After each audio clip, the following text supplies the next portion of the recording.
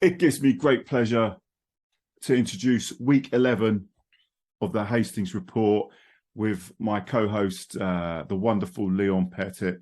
Leon, how's that recovery going? Getting there. Went out for a run.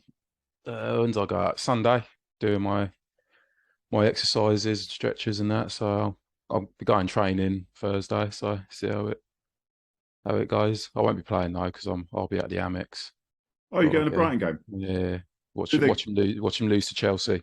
You never know. Yeah. No, you never know. The way Chelsea been playing since bloody Potter went. Potter. Yeah. Well, talking of the famous visit to the Brighton, old Wilsey, he went to Brighton to watch what he thought was going to be a mauling in the Japan end, Japan versus South Africa in the World Cup. Oh, you're talking egg chasing? We're talking egg chasing now, yeah. Oh, right, yeah. Not a fan of that. Oh, okay, fair enough then. We'll move on. No, I don't mind it to be fair, but just to be difficult. That wouldn't be like you, would it, Leon? No. Right. Right, let's move straight into the results for the SCFL.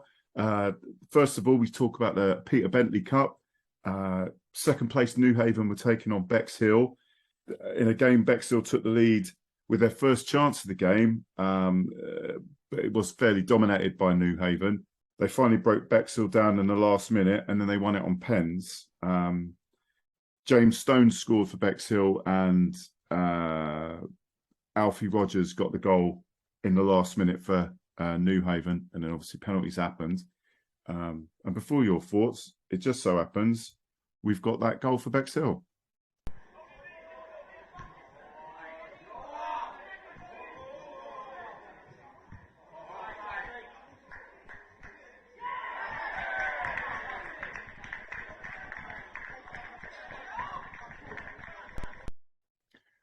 Your thoughts on the game? Unfortunate there for Bexhill, Leon.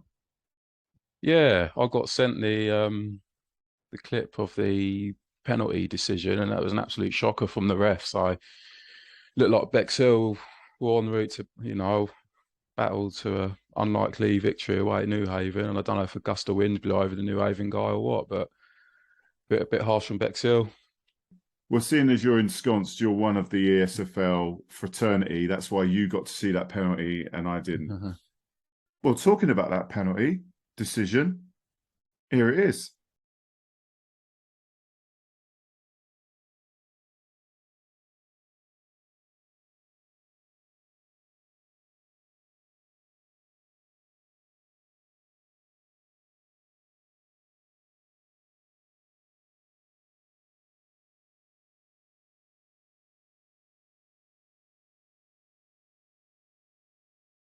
So that's Bexhill bow out of the Peter Bentley Cup.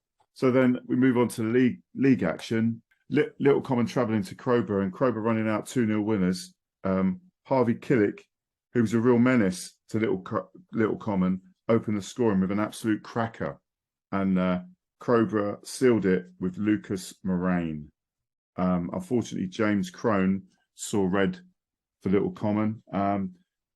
Well, a bit of a shame there. Little Common, they turned their results around a little bit. But any thoughts on that game, Neil? No, I think we sort of agreed that Crowborough are a bit of an unknown in this league at the minute. Their form's been a bit hit and miss. So I think, from memory, I think it was a difficult one to call.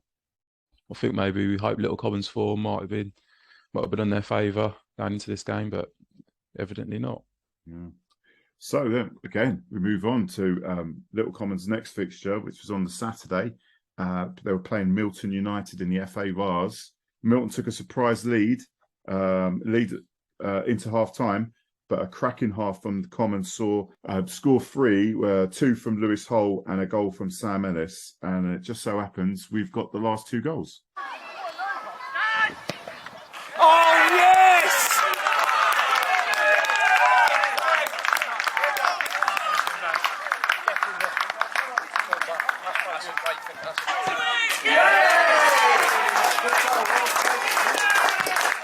Your thoughts on a great win for Little Common in the FA Vars?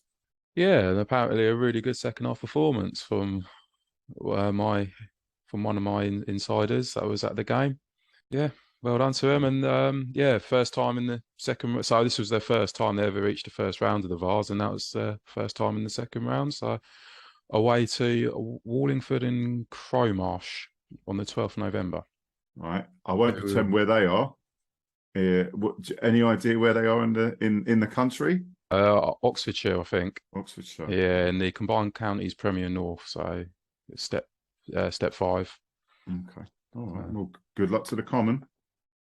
And then finally, we've got Bexhill travel to Horndean in the FA Vars, and a game where they were training at half time. Bexhill come out of the block second half, and they won this FA Vars fixture with goals from Tom Vickers and that goal machine, Jack Shonk. And it just so happens that we've got those goals too.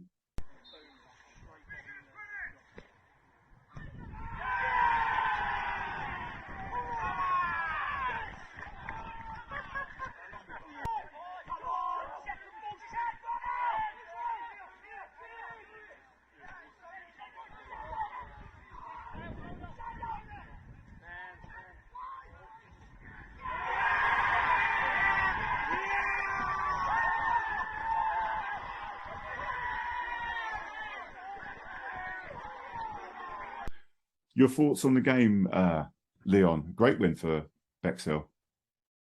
Yeah, apparently they were. Yeah, well, they must have been really good to have gone away to Horndean and beat a side that had only let in one goal at home so far this season. So yeah, apparently deserved winners there. And yeah, I like the no nonsense approach to the penalty. Smacked it straight down the middle. Mm. And Shonky's goal, I mean, it looked an own goal to me, but you know, he's claiming it. I guess if it was on target, then that's it. It was going in anyway, obviously. But yeah, then like Little Common, that was their first time in the first round again. Now in the second round, where they've got Eastbourne Town at home on the 12th of November. So hopefully a few down for that as well. Yeah, hopefully a nice little, nice decent gate for them. Bit through the turnstile. So yeah, the town bring a few, didn't they? Yeah. Yeah, it's obviously not too far for them to go either. So hopefully be a decent crowd there. Cracking stuff. So I'll be looking at the fixtures for coming up. So Little Common have got Howsham Town in the Sussex Principal RUR Charity Cup. Just mentioning it. If anyone knows what that cup's about, I have tried to inquire. Please fill us in, anyone that's listening or watching. Yeah, that game's on the 25th. That's a 7:45 kickoff. And then the day after, Bexhill entertain Montpellier Villas, same time in that cup.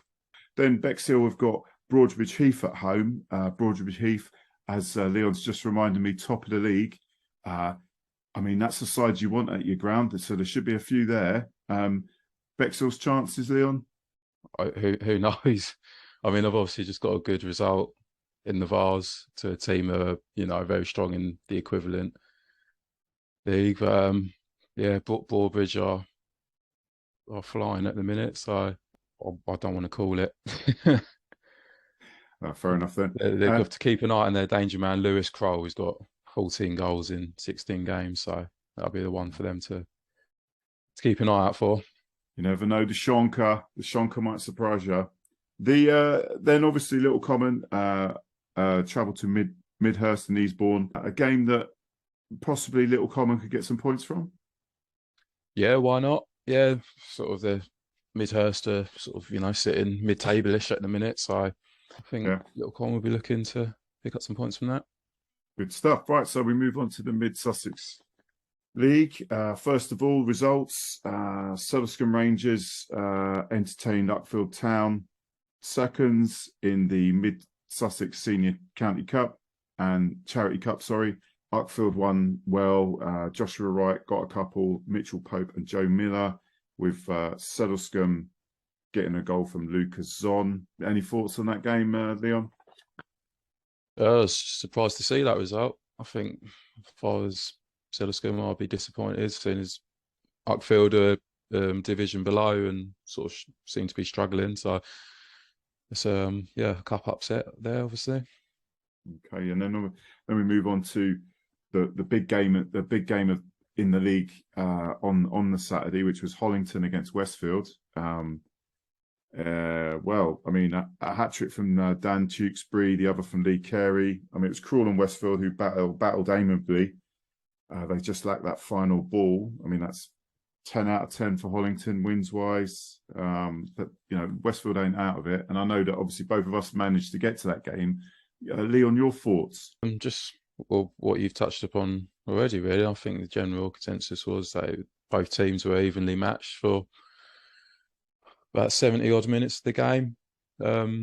Sort of cancelled each. Well, obviously, you know, Hollington took the lead in the first half, didn't they? But then, sort of rest of the game, they sort of cancelled each other out. Really, both goalkeepers pulled us some really good saves. In particularly, I think it's Elliot Stokes in goal for Hollington. It looked to be the Westfield player pulled off a really good shot. It looked to be going right in the bottom corner, and Stokes somehow stretched across and pulled a brilliant save out, and then something like that really it's just changed the outcome of the game, done it. If that had gone in for Westfield, then they might have got a result, but obviously Hollington then sort of went on to grab 3, and was it in the last sort of 15 odd minutes. So it's it's good. It's a good entertaining game up there. It's good, decent crowd, and well into 3 figures.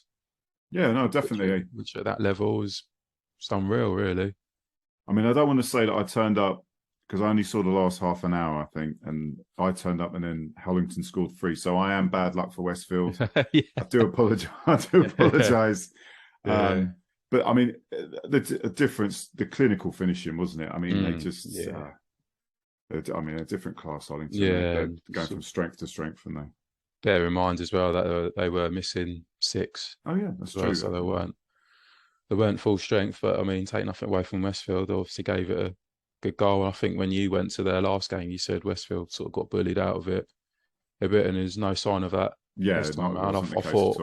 I thought Sam Willett did a really good job marking Paul Rogers at the back there, and it started out quite entertaining really, because Callum Smith got sent off the last game, and I thought he was going to get sent off again. He got booked within the first 2-3 minutes. Bit of a needless yellow, but it was fun to watch. Nonetheless. So I missed all the cards. All the cards were gone. So yeah, there've been a few dished out. Yeah, it was Stuart Ramsey, it's the ref, Scott Ramsey's brother, and obviously a lot of people are going to know him. But yeah, he don't take any shit. Basically, it's just funny to watch. No, and Hollington. I mean, they're nailed on. They're winning this league now. But you know, just as a reminder, how many people go up? Is there a playoff? No, two go up. Depending on obviously who applies for promotion, ground grading.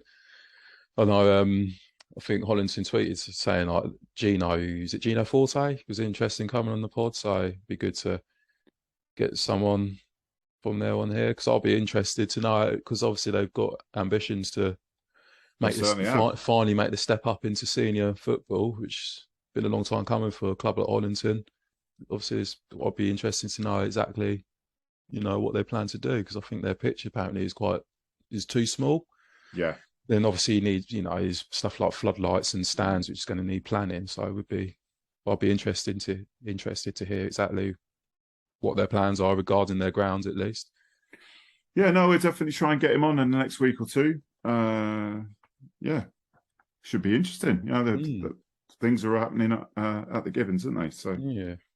Right, so then moving on, Cuckfield Rangers were playing Battletown, and Battletown back to winning ways. 3 second-half goals, a brace from Dean Boyd and 1 from Adam Robinson. I mean, it's a great result, really. I mean, Cuckfield are 4th. Battletown spanked them at home, didn't they? Yeah, well, great result for Battle. Did not expect that at all. I think we was a bit saying Battle should be happy with a point here, and then they go and absolutely roll them over. So, yeah, great results to see. Nice to see Battle, looking at home in this league now. Okay, I think I'd sort of said like Cuckfield probably might be the other team other than Hollington to sort of smash this league, but that's 2 losses now for them. So yeah. Right. So moving on to the upcoming fixtures. So on the 29th, Reigate Priory will be entertaining Sutherland Rangers. at Reigate Primary CC. That's a 2 o'clock kickoff. How do we see that one? Suddlescombe are a funny old team. I mean, do you think they're going to get anything from Reigate Priory? I don't want to call it really, to be fair. They're both... You're getting splinters on that arse, you are, mate. You're definitely getting splinters. Well, then we got... I can only see what's in front of me, can't I? So it's only... a lot of both their teams' forms include a lot of W's and L's, so who knows? Yeah. Right, then Westfield entertain Cookfield at the Parish Field, obviously. That's again a 2 o'clock kickoff. And well, if Battletown can do it, certainly Westfield can. I'm seeing 3 points there for Westfield. What do you think, Leon? Well, yeah, if they play like they did on Saturday, then there's a good chance of them picking up points. But Cookfield are a good sides, and obviously they're coming off, losing to Battle, so they're going to have a point to prove. I think so. It could be an entertaining game. Yeah. Cookfield have a top goal scorer in the league as well. Luke Trotter, who scored 10. So no, he's the second top goal scorer. Excuse me. So yeah, one for them to keep an eye out. But get Sam Willett on him. Who's an absolute rock at the back. Yeah, sure he'll wind him up, no doubt. And yeah, putting a few tackles. Yeah, nice one. Yeah, come on, Sam. Anyway, and the last fixture, Willingdon Athletic playing Hollington. There's only one winner there, is it, Leon? Don't really need to say anything there. There we go. Right then, so moving on to the ESFL. All the ESFL kind of affected by the cup games, which we will mention after we've talked the league. Rockingham were playing Crowhurst, and well, Rockingham won 3-2. Harry Corkill hat-trick with Reece Johnson and Harry Lotes scoring for Crowhurst. That was at the Tynekiln. Robertsbridge United were playing Bexhill Town. It was a lot closer than you might have thought. I mean, bottom place, Robertsbridge nearly pulling off a result against Bexhill. And they were right in the game till late. I've got the goals from Robertsbridge. That was 2 from Guy Ballard and 1 from Lewis Chapman. But Bexhill Town, as of recording, haven't put their goal scorers up. So, yeah, so Punnets Town were playing Bexhill AAC. It was a tight game. Second off bottom, Bexhill. Nearly getting points off Punnets Town. I've got the goals for Bexhill, which is 2 from Ben Barton, but at time of recording, Punnets Town hadn't put their goals up, so apologies. And that is the ESFL Prem. Any thoughts on any of those games, Leon? Rockingham result was a surprise against Crowhurst. Yeah, sort of Rockingham one week, sort of not being able to field a team, and then sort of playing the next, sort of going in and out, but then obviously half decent because they're sort of about mid-table-ish. So, but yeah, no, still surprised at that. And the Robertsbridge game sounded like a good game. They were 3 up at half time. Ended up losing that, so sounds like an entertaining one. Yeah, definitely. So then we move on to ESFL Div 1. South Coast Athletico were entertaining Battletown reserves. Battletown comfortable winners, 2-0. Finley Garlic and Ryan Suter with the goals for Battletown. Wadhurst United against AFC Gestures.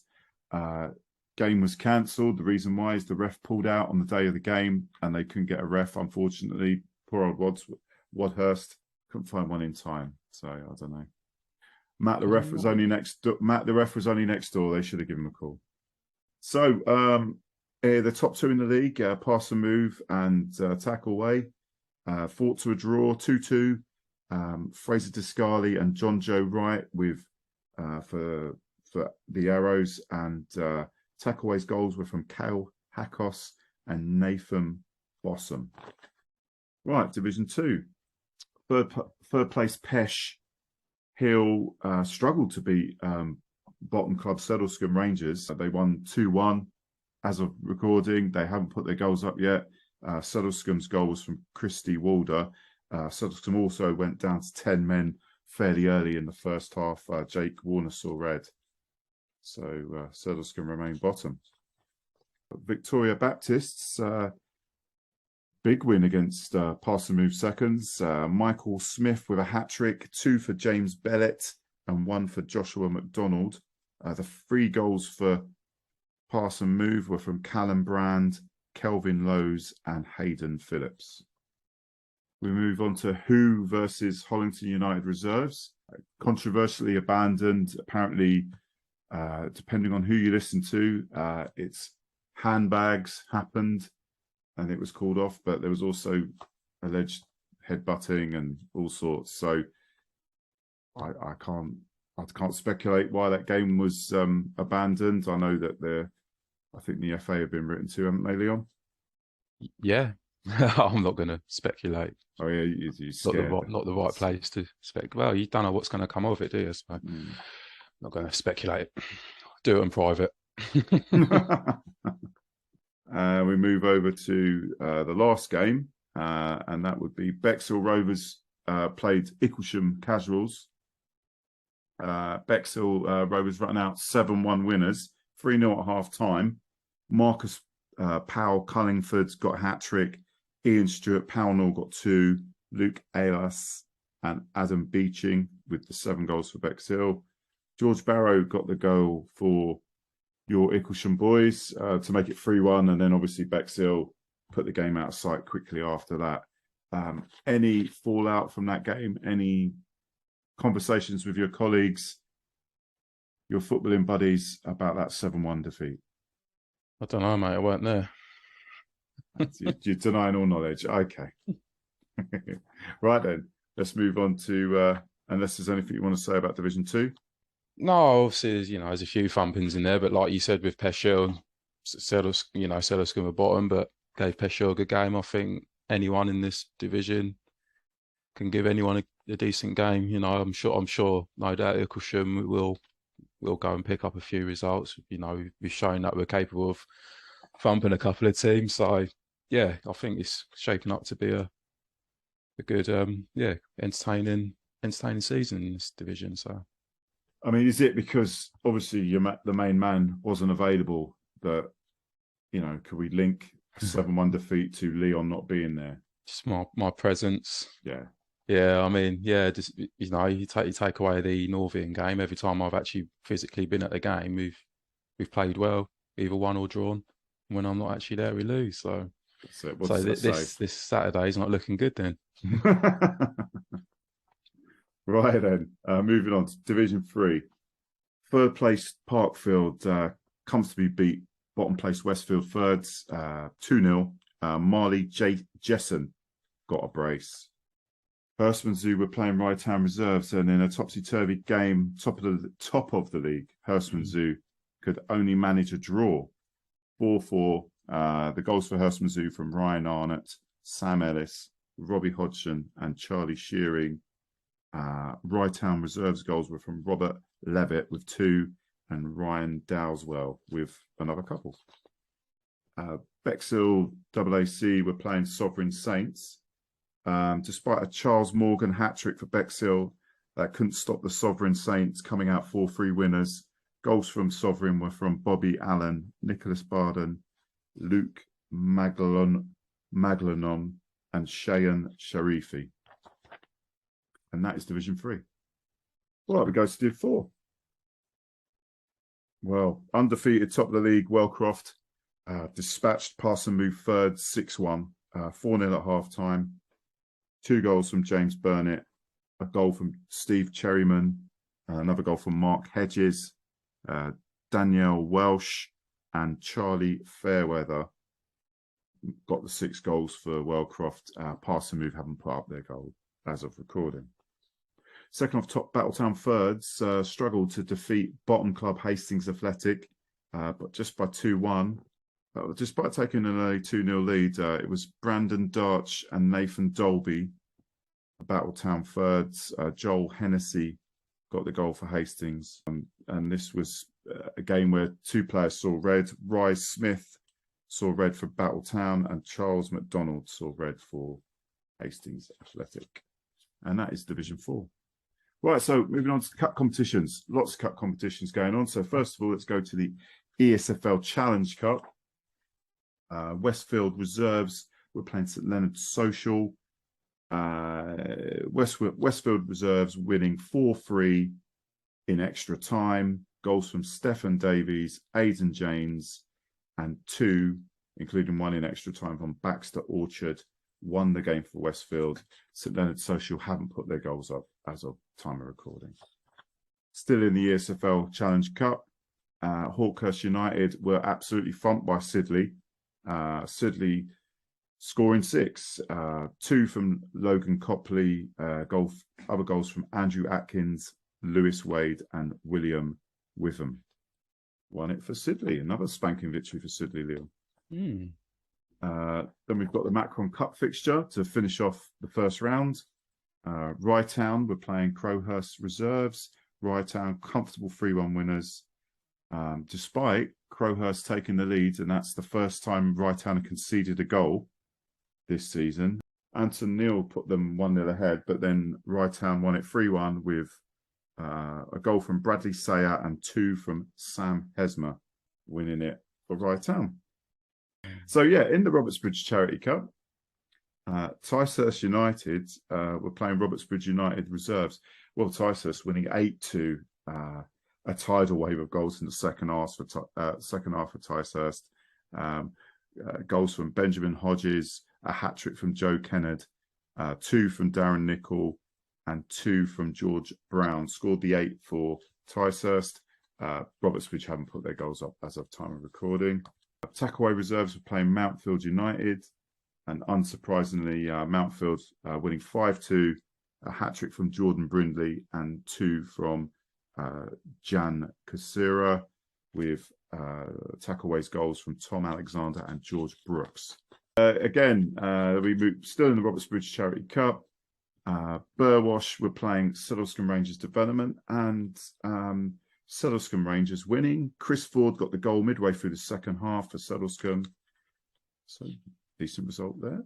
Another Robertsbridge Charity Cup game. Catsfield Firsts were playing Nordium 75. Catsfield winning on penalties. It ended up 3-3 in the normal time. So the goals for Catsfield: Jacob Jones, Peter Ronington, and Tom Andrews. Jordan Turner, Emil Tambay, and the third goal isn't up for Nordium, so we don't know who scored in normal time. But then Catsfield won on penalties to go through to the next round. That would suggest an own goal, I reckon. But we don't know who scored that own goal, so we can't name and shame. No, we can't. We can't finger them. All right. Westfield Fourths were playing Orrington. Orrington, well, winning 2-1 was a tragedy for Westfield. They conceded in the last minute of extra time to lose this one, unfortunately. Orrington's goals was from Scott Brunton, and Mark Selby scored in that last minute. The goal for Westfield was from Ruben Webb. It's got a bit of snooker pun in there somewhere. Did you say Mark Selby? Well, there you go.